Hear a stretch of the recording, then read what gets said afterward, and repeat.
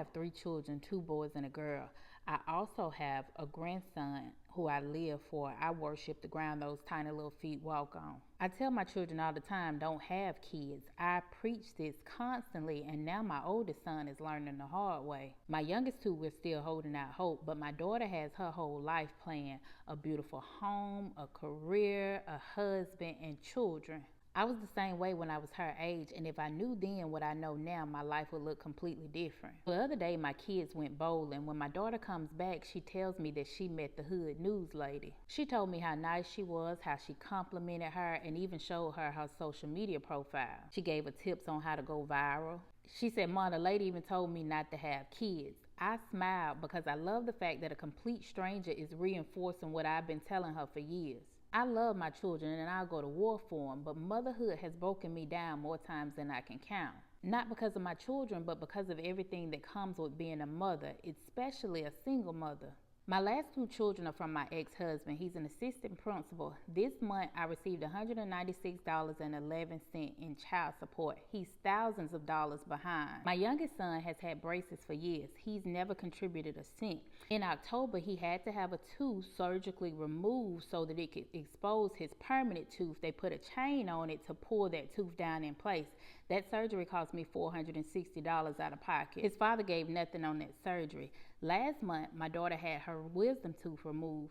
That surgery cost me $573 out of pocket, and he gave nothing again.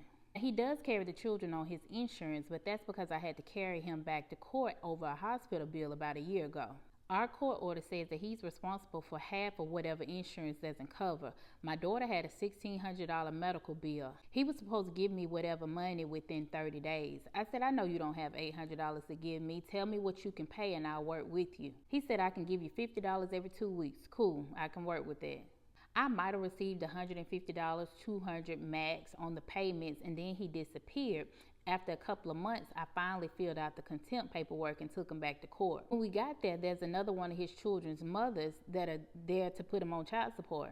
Since our divorce, he's had 2 more children with 2 different women, and he's not with either of them. He paid me that day because that's what the judge ordered, and after that, he switched the kids to his insurance, saying that he wasn't going to deal with me dragging him back and forth to court. But motherhood isn't just financial, it's emotional, it's mental, it's spiritual. When your relationship with your children's father doesn't work, you still have to live, you date. Even the best relationships come with its own set of problems. You have to deal with those problems while managing your children's emotions, their heartbreaks, their issues and stresses at school.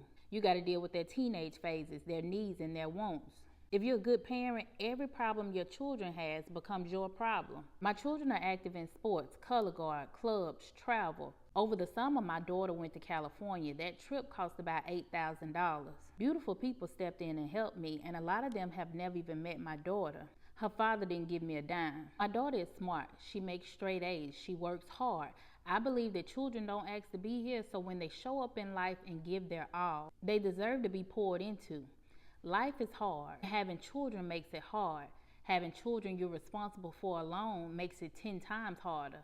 I don't want these struggles for my children, and the truth is these struggles hit daughters harder because society expects way more while giving a lot less grace. So if you're hearing this message, I'm not telling you to not have children because I regret mine. I'm telling you to think twice and think long term. You have to think realistically because children deserve stability and mothers deserve support.